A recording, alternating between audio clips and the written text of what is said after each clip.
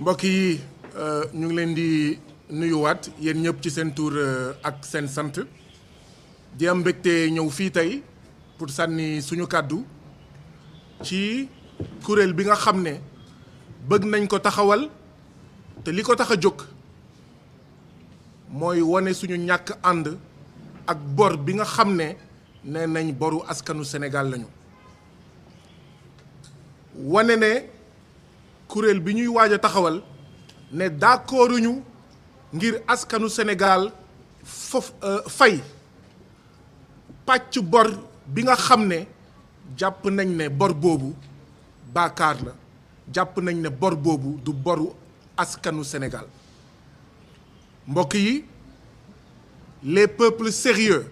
assument eux-mêmes leurs dettes les peuples sérieux assument eux-mêmes leurs dettes mooy suñu bor ñun askanu Sénégal ñun ñoo ko war a saytul suñu bopp nee nañ bor bi suñu bor la kon dafa jot ñun askanu Sénégal ñu seetaat bor bi nee nañ bor bi suñu bor la dafa jot ñu settantal bor bi nee nañ bor bi suñu bor la dafa jot ñu càmbar bor bi nee nañ bor bi suñu bor la dafa jot ñun askanu Sénégal mboolem citoyen ñu xool bor bi xool lu si suñu wàll ak li nga xam ne du bokkul ci suñu wàll ndaxte kat bor boo xam ne dañ ko jël pour boom lu ëpp juróom-ñetti fukki nit bor boobu mënul nekk boru askan wi bor bi nga xam ne dañ ko jël pour di ndulli di dóor di rey di tongali askanu Sénégal ci loo xam ne du dëgg du yoon bor boobu mënul nekk boru askanu Sénégal bor boo xam ne dañ ko jël pour noosee ko pour foowee ko pour séddoo ko seen biir ñoom seen parti ñoom seen njaboot bor boobu mënul nekk boru askanu Sénégal moo tax waaw suñu baat ca kaw dañoo jàpp ne bor bii ñuy wax boru askanu Sénégal bor bii haute trahison la président Macky Sall lim ñu def ci bor bii haute trahison la te nag muy moom ak ñi mu àndaloon il faut que ñu layee ko suñu kanam ñun askanu Sénégal moo xam fu mu munti dem Maroc États-Unis Australie Japon dina ñëw fii moom président Macky Sall ak ñi mu àndal pour wax ñi bor bii fan la boroo bor bii fan la jaar ban pàcc ci bor bi moo dugg ci yitte askanu Sénégal muy benn li ma bëgg a njëkk wane foofu moo di ne bor boobu suñu responsabilité la ñun askanu Sénégal te dinañ ko digaale dañ ko war a digaale te askanu Sénégal moo war a jóg taxaw temm pour ne dinañ ko leeral foog mu leer naññ bor bi foog mu leer naññ te dina leer naññ waaye ngir mu leer naññ nag il faut ñun ñëpp citoyen ñun ñëpp mbootaay ñun ñëpp askanu Sénégal ñu jóg def benn say ngir mu leer ñaareel bi tax ñu war a jóg ñun ñëpp ànd def benn say ñun 18 millions de citoyens sénégalais moo di ne ginnaaw bu ñu duutee baaraam kii di président Macky Sall ak ñi mu àndaloon dañoo war a duut baaraam kii di Fonds monétaire international muy FMI waaw ndaxte FMI bi président Macky Sall di jër bor FMI daan na wax ne cette dette est soutenable FMI da ko doon wax naan bor bii elle est soutenable ñu ñëw gis ne ay waxu kasaw la bi président Macky Sall di jël bor Fonds monétaire international dafa ne bor bii cette dette elle est productive ndaxte bor bii buñ ko jëlee dina juraat loo xam ne fay bor bi du nekk jafe-jafe FMI moo ko daan wax ani expertu FMI yi ñu ñëw gis ne ndeketewoo ay fen kase la donc la responsabilité du Fonds monétaire international elle est engagée te loolu nag kan lay bett ay décennies mu ngi nii ay décennies ay atoog at ñu naan FMI mësul développé réew te dëgg la FMI mësul développé réew ndaxte FMI bu ñëwee ci yow lu mu lay wax mooy na nga privatiser say entreprise moo indi woon ñu privatiser ndox Sénégal ñu privatiser raay Sénégal ñu privatiser lépp ba privatiser sax courant jaay ko Hydro-Québec Elio maanaam li ëpp solo ci sa réew luy jur xaalis na nga ko jaay réew yi nekk ci ginnaaw FMI ñu jënd ko FMI boo ko toppee buñ ko toppee ci plan d'ajustement structurel lañ jëm te plan d'ajustement structurel mooy lañ itam mooy yow nguuru Sénégal na nga wàññi sa loxo ci njàng bi na nga wàññi sa loxo ci wér-gu-yaram bi moo indi ñu am ay volontaires ak ay vacataires moo indi woon ñu am ay jàngalekat yu ñuy woowee xawma aile de dinde moo indi woon ngeen gis ndànk-ndànk école privée gën a am doole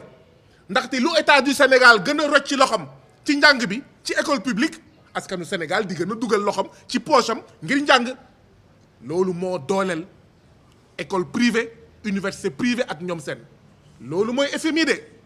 mooy une éducation à 2 vitesses waaye une santé à 2 vitesses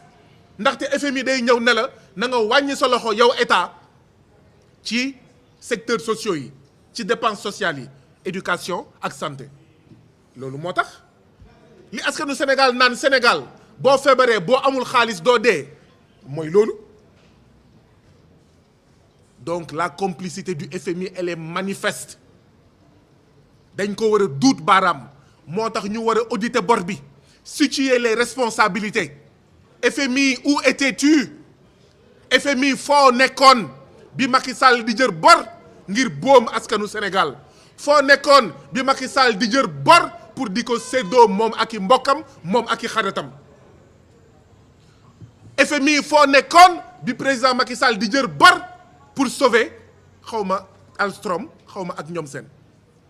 au lieu nga sauver askanu Sénégal ngay sauver ay entreprises françaises ak yeneen entreprise kuréel bii la ñu war a la ñu bëgg a taxawal comité bii la ñu bëgg a taxawal ñu auditer ko ñu seetantal bor bi pour xam lan moo xew lu tax bor bi yokk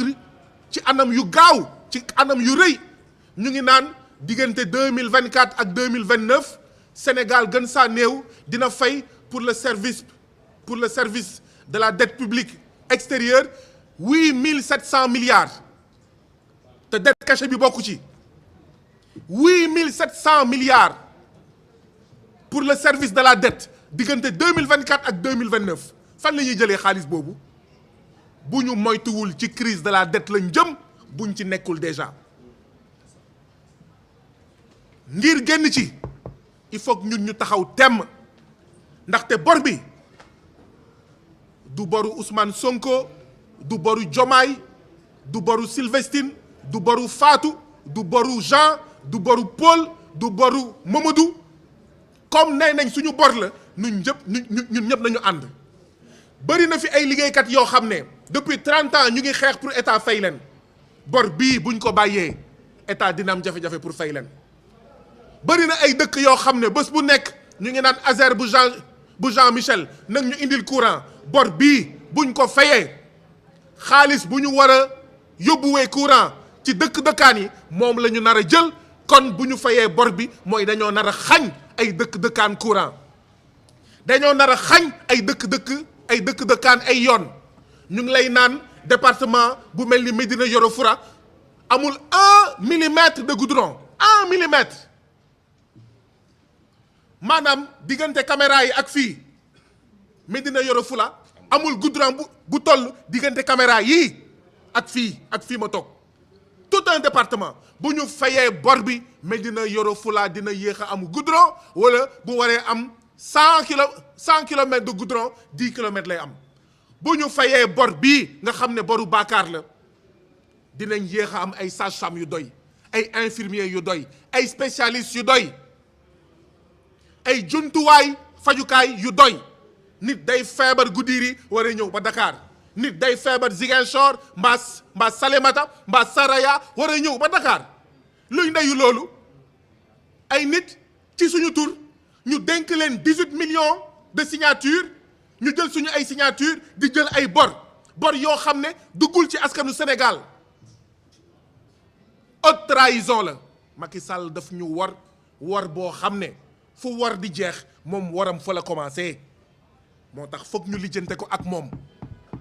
nekkuñu ñoo xam ne dañuy dégager suñu responsabilité dut baaram extérieur suñu responsabilité la maanaam responsabilité ñi nga xam ne dañ leen wóolu woon fal leen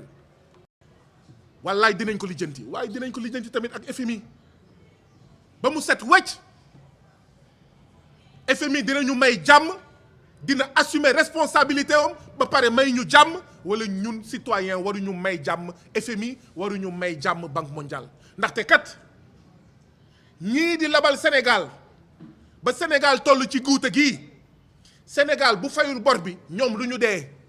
waaye bu Sénégal fayee boru baakaar bi ay sénégalais dinañ dee ndaxte buñ ko fayee ça veut dire que dinañ ñàkk sage-femme dinañ ñàkk infirmier dinañ ñàkk ay jàngalekat lii daal moo doon sama ñëw fii